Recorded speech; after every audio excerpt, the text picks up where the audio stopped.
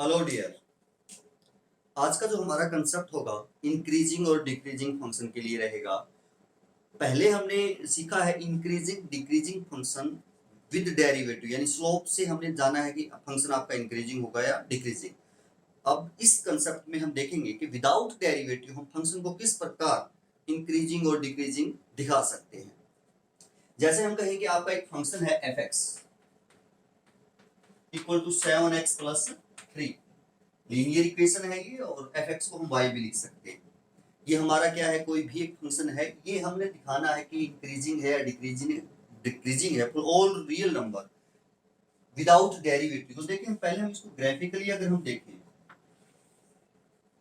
इस कंसेप्ट को समझना चाहें तो देखते हैं ये जैसे हमारी एक्स एक्सिस है, ये वाई एक्सिस है, और ये ग्राफ जो इसका यदि आप ड्रॉ करो तो इसका जो स्लोप है पॉजिटिव है। स्लोप क्या है, पॉजिटिव, यानी इसको हम किसकी फॉर्म में लिखें, y equal to M X plus C की फॉर्म में लिखें तो m यहाँ पॉजिटिव है, स्लोप पॉजिटिव है, दैट मीन्स आपका जो फंक्शन है इंक्रीजिंग होगा। ये पीछे हमने सीखा है। तो यदि आप इसका ग्राफ ड्रॉ करोगे तो y इंटरसेप्ट कितना है, यहाँ पे 3 है, तो इस पॉइंट से पास करेगा और इस प्रकार जो है इस ग्राफ, इस लाइन का ग्राफ आएगा। लाइन है, टेंजेंट भी आपकी एक लाइन ही होती है, तो ये जैसे इसका ग्राफ आएगा। अब आप देखेंगे इसके ऊपर कुछ x की वैल्यूज जैसे हम लें, जैसे x1 यहाँ पर लें, x2 हम यहाँ पर लें, x3 लें, x4 लें, कोई भी x की वैल्यू हो सकती है, माइनस में होंगी, ये प्लस में होंगी वो। अब यहाँ हम fx की वैल्यू यहाँ पाएंगे, x1 के ऊपर ये f आपके फंक्शन की वैल्यू होगी, ये जो है यहाँ x2 के ऊपर फंक्शन की वैल्यू होगी, और यहाँ हमारा x के मान 3 के ऊपर फंक्शन की वैल्यू होगी। यहाँ जैसे आपका fx4 4 के ऊपर जो है आपका फंक्शन की क्या होगी, वैल्यू होगी। आप देखें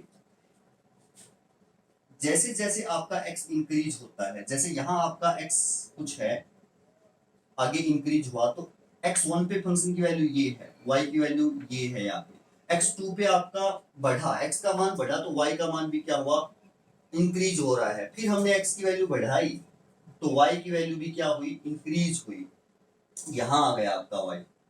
फिर हमने x की वैल्यू फिर इंक्रीज की तो y फिर आपका यहां आ गया, यानी x बढ़ने के साथ साथ y भी आपका इंक्रीज होता है। तो आप कह सकते हैं कि वो फंक्शन आपका क्या होगा, इंक्रीज होगा। और इसको मैथमेटिकली हम किस प्रकार लिख सकते हैं, ऐसे लिख सकते हैं कि मान लिया कि कोई x1 है लेस देन है x2 से, कोई भी इनमें से कोई भी x का मान हो सकता है for all x belongs to real number.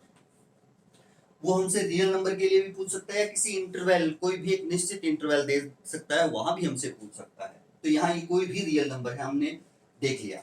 अब हमने पाया कि fx1 भी लेस देन है किससे, fx2 से। इसके ऊपर हर एक जगह कोई भी आप ले लें ऐसा मान, चाहे जैसे x2 ले लिया, फिर x3 ले लिया, और x1 x2 आप x3 से स्मॉल लेते तो फंक्शन की वैल्यू भी क्या है, स्मॉल है।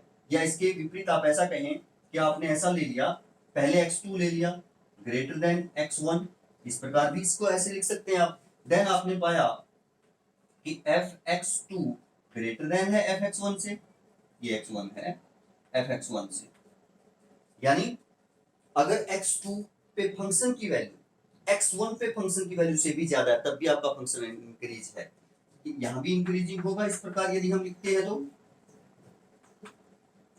और इस प्रकार यदि हमने इसको लिखा तो तब भी हम कहेंगे कि हमारा फंक्शन क्या होगा, इंक्रीजिंग होगा। x के बढ़ने के साथ यदि आपके y के मान भी इंक्रीज होते, मींस x बढ़ाएं हम, fx की वैल्यू भी बढ़ती जाए, कम ना हो, इंक्रीज होती जाए, तो आप कहेंगे आपका फंक्शन क्या है, इंक्रीजिंग है। इसको यहाँ आप कैसे देख सकते हैं कि ये फाइंड आउट करना है कि आपका फंक्शन इंक्रीजिंग है या डिक्रीजिंग है, तो हम इसको ऐसे करेंगे, लेट x1, कोई भी दो रियल नंबर हमने मान लिए, x1 छोटा मान लिया x2 से, ये बिलोंग करते हैं आपके for all x1 x2 belongs to real number. अब हमें fx1 और fx2 की वैल्यू देखनी है किस प्रकार रहेंगी। हम इसको ऐसा ऐसा बनाना चाहते हैं, हम इसको इस प्रकार कन्वर्ट करना चाहते हैं, तो हम दोनों तरफ 7 से मल्टीप्लाई कर दें। अगर x1 लेस देन x2 तो 7 से मल्टीप्लाई करने पर भी तो ये लेस ही रहेगा, 7 से मल्टीप्लाई करने पर भी क्या रहेगा, लेस ही रहेगा, क्योंकि पॉजिटिव से इन इक्वालिटीज में हम पॉजिटिव संख्या से दोनों तरफ मल्टीप्लाई करते हैं तो साइन चेंज आपका नहीं होता है। फिर यदि कुछ ऐड और सब्ट्रैक्ट करें तब भी साइन चेंज नहीं होता, हम इसको ऐसा बनाना चाहते हैं तो 3 ऐड कर दे दोनों तरफ, तो 7x1 प्लस 7x1 प्लस 3 हो जाएगा इक्वल टू 7x2 प्लस 3 हो जाएगा। अगर हम दोनों तरफ ऐड करें तब भी ये क्या रहेगा, ये इधर वाला आपका लेस ही रहेगा, छोटा ही रहेगा, क्योंकि इनइक्वालिटीज का साइन चेंज नहीं होगा। यानी जैसे हम कहें कि 3 छोटा है 4 से, यदि दोनों तरफ 3 ऐड करो तो ये 6 होगा, ये 7 होगा, तब भी तो ये छोटा ही रहेगा ना। कोई भी क्वांटिटी ऐड करने पर ये इनइक्वालिटीज का साइन चेंज नहीं होता है। और इसको आप fx1 लिख सकते हैं, x को यहाँ चेंज करें x1 में तो x1 की वैल्यू आएगी, fx1 की वैल्यू आएगी, और ये आपकी fx2 की वैल्यू आएगी। आपने ऐसा कर दिया, for all x1 belongs to x1 x2 belongs to real number. तो आप देखेंगे कि हमने क्या माना था कि कोई भी एक x1 लेस देन माना था x2 से, और फंक्शन की वैल्यू भी ऐसी ही है, जैसा माना है वैसी ही है। तो आप कहेंगे कि आपका जो फंक्शन है fx equal to 7x plus 3 is increasing. आपका कैसा फंक्शन होगा, इंक्रीजिंग फंक्शन होगा। तो विदाउट डेरिवेटिव इंक्रीजिंग इस प्रकार होगा। अब जैसे हम एक दूसरे फंक्शन के ऊपर दें ध्यान, हम ऐसा लिखते हैं कि कोई फंक्शन आपका -7x प्लस 3 है, मान लिया कि ये फंक्शन है। अगर हम इसका ग्राफ ड्रॉ करें, इसका ग्राफ यदि हम ड्रॉ करते हैं तो देखेंगे आप इसका जो स्लोप है वो नेगेटिव है। स्लोप नेगेटिव है दैट मींस डिक्रीजिंग होगा। इंटरसेप्ट तो 3 ही रहेगा, ये आपका जैसे ये लाइन यहीं से पास करेगी बट इस प्रकार आएगी आपकी। अगर आप ग्राफ ड्रॉ करोगे तो इस प्रकार से इसका ग्राफ जो है आप पाएंगे। अब देखिए आप, मान लिया यहाँ हम x1 लेते हैं, यहाँ हम x2 लेते हैं, यहाँ हम x3 लेते हैं, यहाँ हम x4 ले लेते हैं। तो ये जो x1 पे वैल्यू है आपकी y का ये मान होगा, x2 इसको fx1 लिखेंगे हम, ये जो वैल्यू है आपकी fx2 होगी। x2 पे फंक्शन की वैल्यू ये होगी, यहाँ पे x3 पे फंक्शन की वैल्यू आपकी ये होगी, fx3 लिखेंगे इसको हम, और 4 पे फंक्शन की वैल्यू ये होगी, x4 लिखेंगे। अब आप देखिए राइट साइड से जितना हम चलेंगे x एक्सिस के ऊपर x की वैल्यू बढ़ती जाएगी, x के मान क्या होंगे, इंक्रीज होंगे। x आपका इंक्रीज होगा, यहाँ से यहाँ आए हम, x की वैल्यू बढ़ेगी, बट y आपका यहाँ है, x1 पे आपका y यहाँ है, x2 पे आपका y कम हो गया, यहाँ आ गया y की वैल्यू, x3 पे फिर हमने x को इंक्रीज किया, यहाँ आ गए, बट y आपका यहाँ आ गया, डिक्रीज हुआ, पहले यहाँ था फिर यहाँ आया।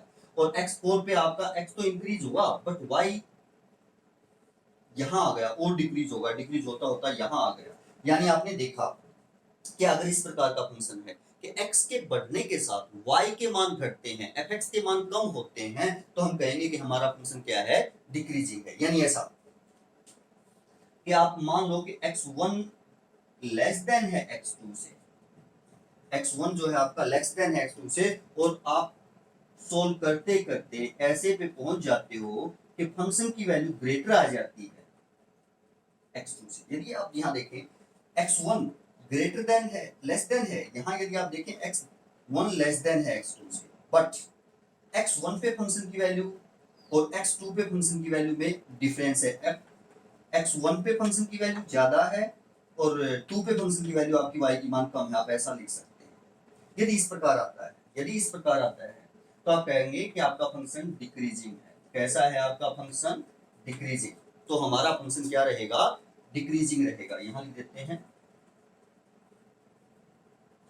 हमारा फंक्शन डिक्रीजिंग रहेगा अगर इस प्रकार आ जाता है तो यानी अगर हमें इस नियम से, इस रूल से अगर इसको डिक्रीजिंग दिखाना है कि आपका फंक्शन ये डिक्रीजिंग है, तो हम मानेंगे जैसे कोई भी x1 लेस देन मान लिया आपने x2 से, for all x1 x2 belongs to real number.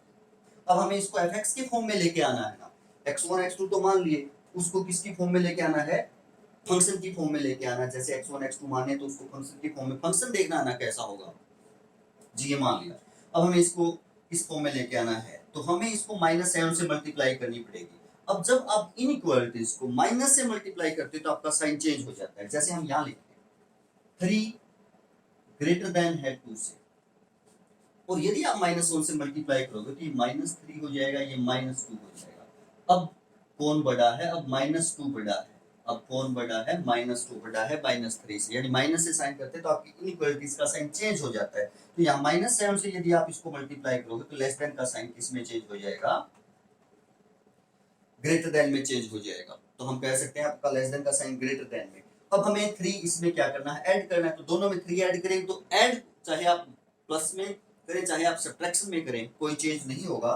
तो ये इसको लिखिए -3x1 + 3 greater than -7x1 + 3 greater than रहेगा -7x2 + 3। इसको हम क्या लिख सकते हैं, यदि यहाँ x को x1 में चेंज करें तो ये बनेगा, यानी fx1 बनेगा ग्रेटर देन ये fx2 बनेगा। ये क्या बनेगा हमारा fx2, यानी ऐसा आ गया आपका कि fx1 ग्रेटर देन fx2। आपने माना x1 को लेस देन था और फंक्शन की वैल्यू उस पे ग्रेटर आ जाती है, तो रेसी उल्टा आ जाता है, x1 बड़ा है किससे, x2 से, बट फंक्शन की वैल्यू क्या है आपकी विपरीत है, यानी x1 छोटा है किससे, x2 से, x1 जो है x2 से छोटा है मान, बट फंक्शन की वैल्यू x1 पे x2 से क्या आ जाती है, बड़ी। तो हम कहेंगे हमारा फंक्शन क्या है, डिक्रीजिंग है। इस कंडीशन में हम कहेंगे हमारा फंक्शन डिक्रीजिंग है। तो इस प्रकार विदाउट डेरिवेटिव हम बता सकते हैं कि आपका फंक्शन इंक्रीजिंग होगा या डिक्रीजिंग होगा। तो आशा आपको समझ में आया होगा। थैंक यू, धन्यवाद।